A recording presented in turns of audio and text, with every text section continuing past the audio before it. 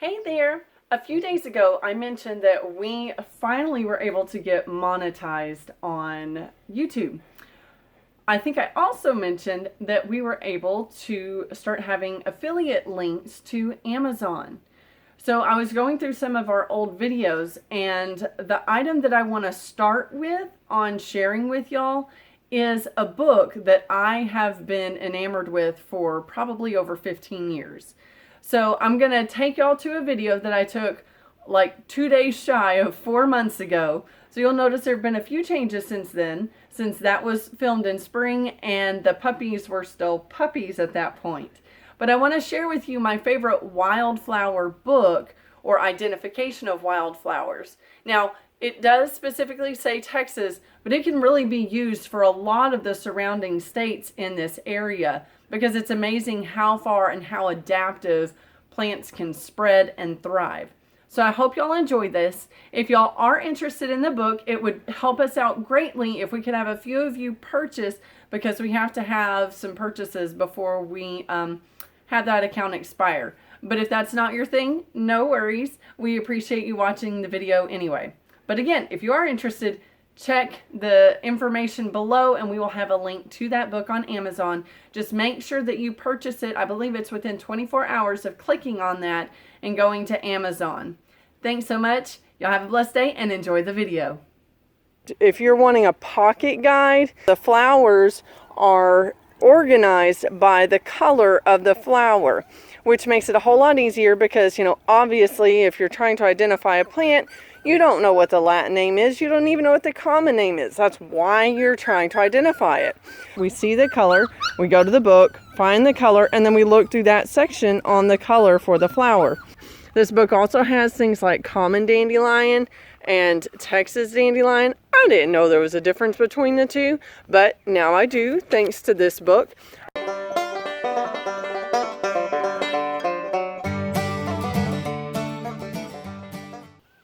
Hey there!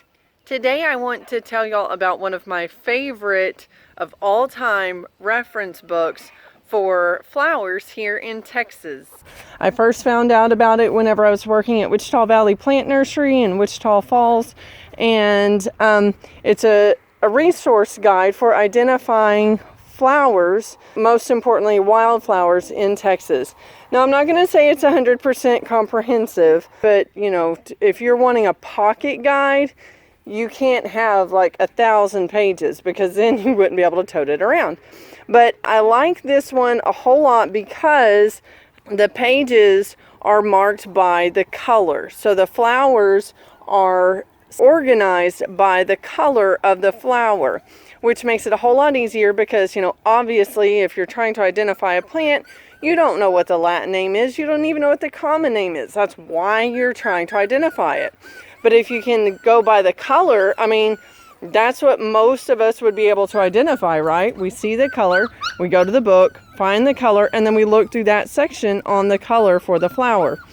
And so as I was going through this a day or so ago, I saw this Sow Thistle is something that we actually have on our property. Now, unfortunately, because of the time of day, these flowers are not open right now, but trust me, the flowers look a lot like a dandelion, but you've got these spiny leaves instead. And if we look at the buds here on the picture, there's a pointed bud for once it has already opened and it's closed back up, getting ready to create the seeds. And then you've got this kind of rounded top button type of bud, which is before the flower actually blooms. And we have those various stages right here. We've got the bud, Jane, hi, the bud that has not yet opened, and then the flowers that have already opened. So anyway, I'm just trying to show you that this is Sow Thistle, and I know that because of this book. This book also has things like common dandelion and Texas dandelion. I didn't know there was a difference between the two, but now I do, thanks to this book. And I've had this book for years, but sometimes you don't recognize what you have in a book until you start noticing the things around. So like I've got bird books, but I don't know what the birds are because I haven't really had the opportunity to, go outside and then look at my resource book, my guide, to identify them. But once I do, then it's like, oh cool, now I know what that bird is and I know where to go to find out more information about that bird. And once you've identified it, see all the puppies, once you've identified the plant, then you can go on to Mr. Google Pants and find out more information about it. Because oftentimes the resource books have good information, but maybe it's not as comprehensive as you would like. Again, because they only have a small amount of space to put things. I've also identified this Texas yellow star here on our property. That one comes out and it's a fairly low growing plant. What I actually pulled this book out to identify recently is this plant here, and I cannot figure out what it is. I'm going to look through the yellow section again, looking even more at the pictures and trying to concentrate on the leaves. Now that is one thing about this book. It does show leaves, but as you can see on this sensitive briar, it concentrates more on the flower, on the bloom, than the actual leaves. The leaves tend to be a little more of a background thing. Not on all of them, but majority they're concentrating on the flower. Anyway, all right. So you're probably saying, Timber, get to it. Tell us what this book is.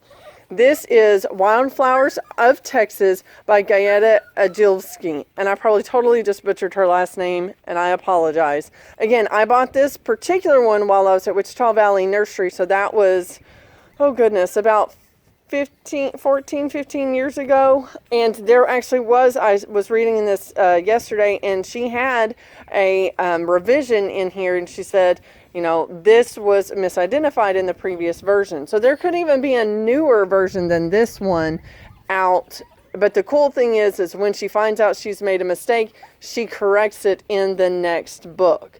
Another thing I like about this book is that the author also gives a small paragraph at the end of each flower description talking about the medicinal or herbal uses for each of these flowers. Now, she doesn't go into detail. She just says, historically, this is what this flower has been used for. And she even includes some of the uses by Native American tribes here in the United States. So that is another really neat reference point that you don't always find with flower identification books. And, how can you not love a book that has a basket flower on the cover? Have you ever heard of a basket flower? If not, it is a really neat flower. I first found out about it whenever I was working in the plant lab for a professor at the University of Texas in Arlington, and we went out to the Fort Worth Nature Center to identify plants in square meter plots, and I had never seen this flower before. It looks a whole lot like a thistle type plant, but it does not have the spininess. So if I continue into the potential business that I'm hoping to get into, I plan on growing some of these, but they're kind of hard to find. They grow in the wild. I collected seeds one time from the side of the road when I found a white basket flower, and I've also used the basket flower in a dried floral arrangement, but it may be interesting to try to source seeds online, but I'm sure somebody has them somewhere. But the benefit of this particular one is they are not prickly. These are kind of more like soft bracts instead of pokey spines. And they are maybe a little more horizontal on their opening of the bloom than many thistles. So anyway, definitely check out this book. It is most definitely worth it. Again, not 100% comprehensive, but I think it has enough varieties and species in there that it is definitely worthwhile, and it gives you a good starting point, obviously, if you're in Texas. But a lot of these flowers grow other places too, especially in the surrounding states. But super great book. Thank y'all for watching. I may try to see if I can find an Amazon link in the and include that in the description. I have found this book at Half Price Books. In fact, I purchased a second one just to keep in my car, although I have since misplaced it. But it's a good book when you purchase two, one to keep in the house and one to keep in the car to identify when you're just out and about. Because, you know, in Texas they plant wildflowers, and as I'm driving along, I'm like, oh, I really want to know what that plant is. And so it's just really nice once I stop to look at the book. Or if I'm like the passenger, then I'll look right then and there.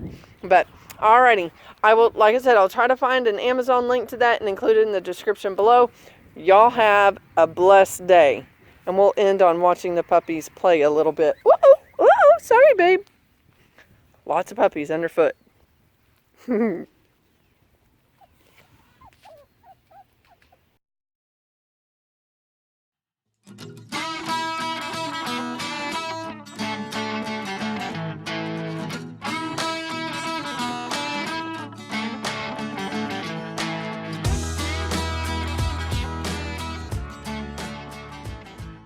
Thanks for watching the video. Push the thumbs up to like the video. Also hit that subscribe button, also the bell, so that you can get notifications when our videos come out. Check us out on our social media pages too. The links are below. Bye, y'all. Bye.